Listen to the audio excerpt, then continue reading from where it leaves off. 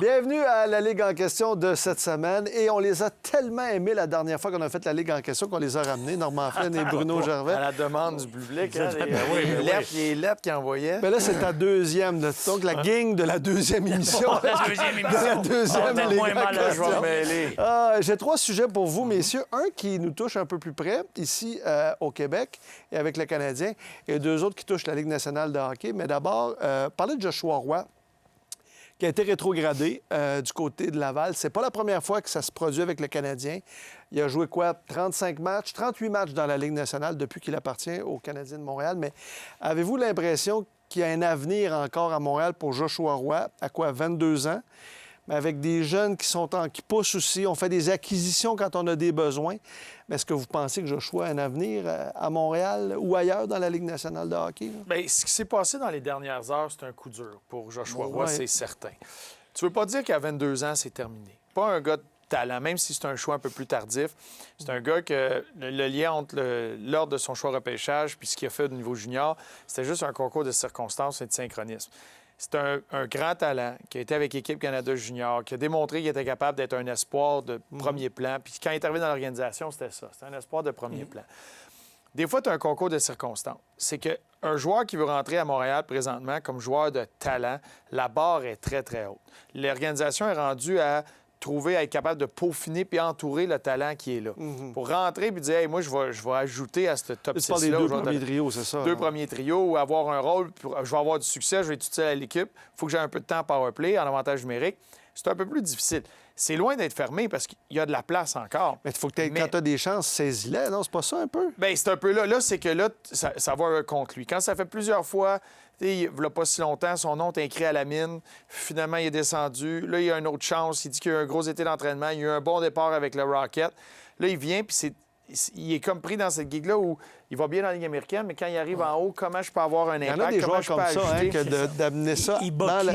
Son problème, c'est qu'il s'en vient en haut, il prend la place de qui? Le coach, lui, il veut savoir, OK, il me donne-tu une meilleure équipe demain? Il est meilleur que qui que j'ai dans mon alignement présentement? Quand ils ont rappelé Jacky, c'était le style de joueur que le Canadien avait besoin. On venait de se faire brasser. On a besoin d'un peu plus de papier sablé. Tu vas pas chercher Joshua Roy pour ça. Tu vas chercher Jacky. Parce que tu sais que lui, c'est ça qui va t'amener. Joshua, il amène du talent. Bruno, il a dépeint parfaitement. La seule chose, il s'en vient remplacer qui? Il faut qu'il batte quelqu'un de l'équipe. Puis dans le top 6, pense pas que ça va arriver. Parce qu'ils ont des gars comme Demidov, ils ont des gars comme Caulfield, Suzuki, Slaffer. Il faudrait qu'il soit mauditement... Il faudrait que ce soit un Macklin Celebrini qui arrive là. Wow! Lui, on va y faire de la place. Même un gars comme Bolduc. Oui, Bolduc était un choix de première ronde, je pense. Mais, donc, c'est sûr, là, lui, il a une meilleure aura.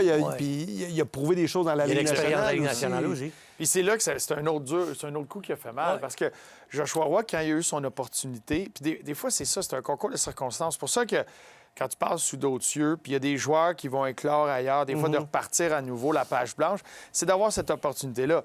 Là, pour Joshua Roy, il était tout prêt, il y a eu des bons moments. Et là, à juste passer, c'est difficile. Il manque quelque chose. Puis là, tu vas chercher un Bolduc. Là, ça devient un peu plus difficile. Avec là, peut-être que Bolduc arrive, est-ce qu'il peut déloger un Newhook? Mais là, Newhook, c'est rendu indispensable la façon qu'il joue cette année. Fait que là, ça devient dur pour Roy. Puis là, à la toute fin, c'est à ta minute, on va essayer avec un Texier qui a plus d'expérience dans la Ligue nationale. Fait que là, quand tu redescends comme Joshua Roy, là, tu dis « Oh, tabarouette ». Là, la liste, dans la façon que je joue, c'est plus difficile. Mais je ne sais pas si vous vous rappelez de Joshua Roy au championnat du monde junior. La première fois qu'il était allé, il a commencé sur une 4. Puis je sais que c'est un petit échantillon, puis tu as l'adrénaline, tu as le chandail d'équipe Canada. Mais ce tournoi-là, s'il était capable de copier-coller ou encapsuler ce qu'il a fait là, puis tu arrives ici à Montréal, puis là, tu aurais forcé l'entraîneur à te trouver un rôle, à te trouver une façon de te faire jouer. Et on l'amenait pour de la production, c'était pas un peu ça. Puis c'est ça qu'il fait à Laval aussi, d'aller chercher de la production. Tu sais, rappelez-vous, quand il est arrivé à Montréal, la première saison, il a fait jouer 23 matchs. Il a fini la saison, eu 9 points. Et là, il y avait des espoirs. On se disait, pour l'an prochain, peut-être une place pour lui. Mais son camp d'entraînement, on lui avait donné plein d'opportunités. Et à la fin, il a été retranché. Et à ce moment-là, il y avait une opportunité. Puis vous avez été dans le hockey assez longtemps. Quand tu as une chance, tu n'en auras peut-être pas 2 ou 3. Puis c'est là que ça fait la différence. Puis là, la question, c'est y a-t-il de la place pour d'autres équipes? C'est que l'échantillon est comme il dit, il n'a pas joué assez pour s'établir dans la Ligue nationale. Donc, il n'y a pas de crédibilité aux yeux des autres équipes. Puis des comme lui, il en arrive une centaine par année. Il produit dans la Ligue américaine, c'est des ça nouveaux. qui est... C'est ça. Il peut pas briser ce qu'il n'y a pas devant lui. Il n'y a rien devant lui présentement. Ce qu'il doit gagner, c'est d'essayer d'avoir une crédibilité. Ça va être tough ailleurs qu'à Montréal aussi, parce que, comme je disais, il y en a beaucoup qui arrivent dans la Ligue à chaque année. Mais entre-temps, avec le Rocket de Laval, il peut amener cette équipe-là, il peut aider cette équipe-là à aller jusqu'au... On parle à Laurent Dauphin. Oui, Laurent Dauphin. Mais c'est que... Puis il est encore très, très jeune. c'est ça, Fait faut que pas c'est sûr qu'il va avoir une opportunité parce qu'un jeune joueur comme ça, les dépisteurs professionnels, le monde qui baigne dans le monde du hockey professionnel, vont se rappeler de lui au championnat du monde junior. Vont se rappeler de lui ce qu'il fait dans la Ligue américaine. Les rapports sont là. Il y a des forces qu'il peut amener. Est-ce que tu peux dire, je peux avoir une opportunité? Puis, tu sais, des fois, tu veux connaître, tu veux voir qu'un jeune joueur va prendre la maturité. Puis, il y en a des fois qui vont dire, ah, il s'en va, bon, là, c'est là, il y a une chance, puis il est clos. Bien, des fois, c'est ce que ça prend pour un joueur de réaliser, attends une minute. J'ai peut-être pas mis toutes les chances de mon bord. Là, je vais faire ce qu'il faut pour me donner une occasion, pour percer. Puis là, tu rentres avec une perception bien différente. Puis là, tu peux bâtir ta chance ailleurs. Mais c'est un gars de talent. Puis quand tu mets le chandail, tu sais, oui, tu veux jouer pour l'organisation. Puis quand tu es dans la Ligue américaine, tu te dis, je veux monter en haut. Mais il y a 31 autres équipes qui viennent voir. Puis à chaque soir à la Place Belle, il y a une rangée de dépisteurs d'un peu partout sur la planète qui sont là, qui regardent. Il y a tout le temps des yeux sur toi. Fait que c'est à toi de créer tes opportunités. Absolument. Autre sujet, Canadien Nordique, c'est samedi. Oui, Canadien va affronter les Nordiques samedi.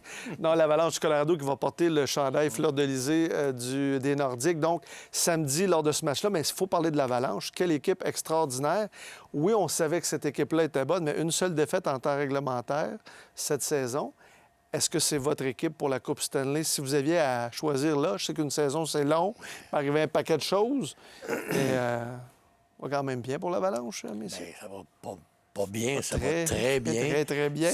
Même à l'extérieur des attentes de tout le monde. Écoute, ils ont déjà plus que 30 points. La saison vient à peine de commencer. C'est une équipe qui est bâtie pour gagner en saison régulière.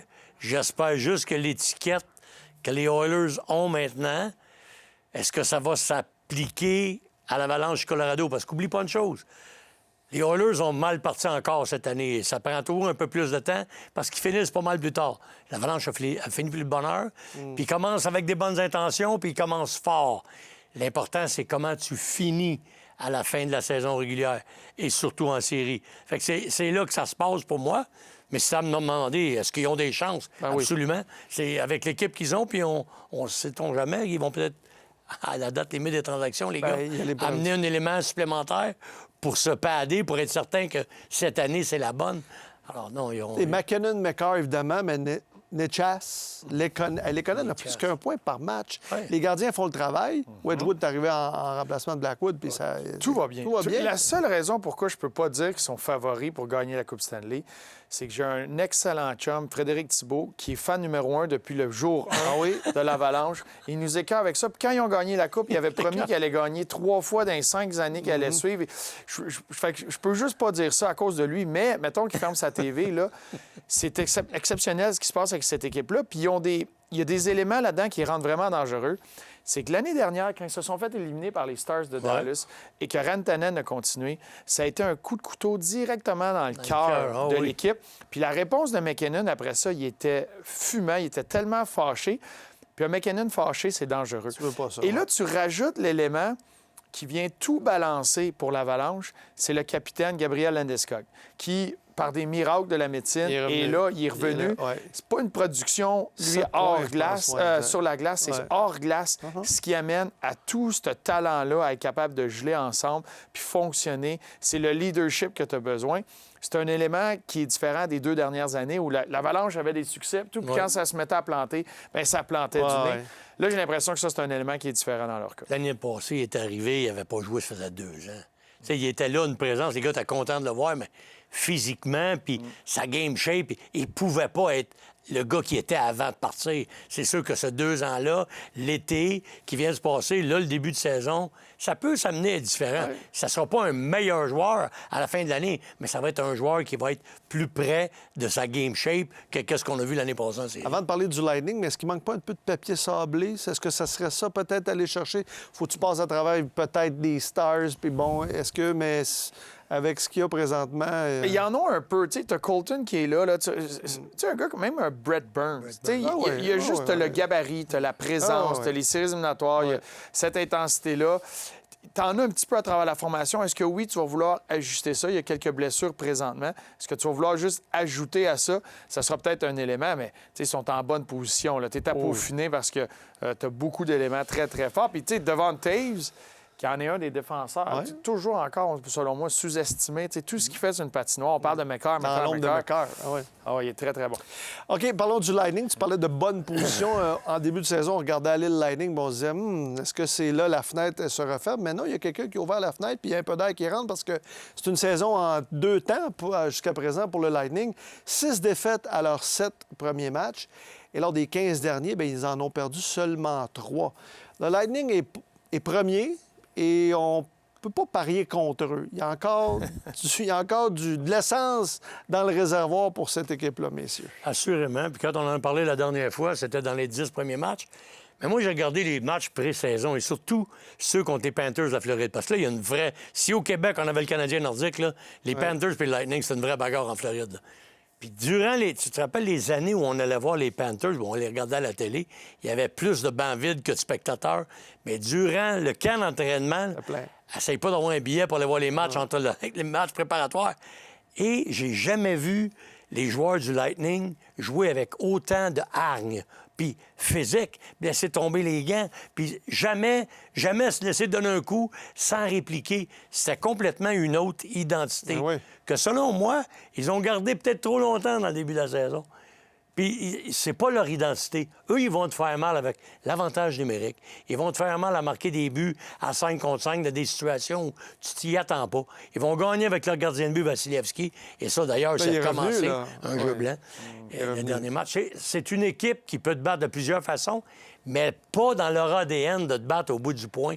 Et je pense qu'en début d'année, ils ont peut-être pris le mauvais chemin à ce sens-là. Tu as John Cooper qui est à la tête de cette équipe-là. Oui, ça fait longtemps qu'il est là, puis des fois, vous l'avez souvent dit, le message après des années, mais John Cooper, c'est John Cooper, puis il est capable de ramener ça aussi. Puis dans toute l'organisation, c'est moi ce que je trouve phénoménal là, à Tampa Bay, c'est qu'il y a un sentiment... Le sentiment d'urgence, il est tout le temps là parce qu'il y a des standards. Les standards sont élevés, mais à travers les tempêtes, il y a comme un calme qui est là quand c'est dans la bonne direction, puis c'est juste de rediriger. Puis, tu sais, des fois, on parle de coacher l'intention, on parle de... Il y a le processus, il y a tout ça. Tu as ce calme-là et ce vécu-là avec l'équipe et avec les joueurs qu'ils ont là. Puis l'acquisition, tu sais, d'un Genzo qui est là, juste lui, puis quand il est venu rejoindre l'équipe, j'avais parlé, puis à ce moment-là, Mathieu Darche était avec eux, puis on avait eu le temps, on s'était croisés à la Place Belle, puis il disait, on savait qu'il était bon, on savait pas qu'il était si bon que ça. Ça l'a tellement bien fonctionné avec Kucherov, Point qui était là. Même, là, tu rajoutes à ça Hagel, Gould qui est revenu, Bjorkstrand, tu as juste trop de force de frappe. Chiarelli, des gars qui ont signé des bonnes ententes pour permettre de rester avec l'équipe. Puis là, tu as un Vasilevski qui bat, puis les équipes qui battent dernièrement. 3 buts accordés dans les 4 derniers matchs contre les Devils du New Jersey, les Panthers de la Floride, des bonnes équipes offensives. Fait que tu as tout qui clique, puis tout ça sans leur cheval de course en arrière, Victor Hedman, qui est blessé. Puis eux autres, même affaire, de l'autre côté, quand tu te mets à avoir du succès, c'est pas la parade, la fanfare, c'est ici.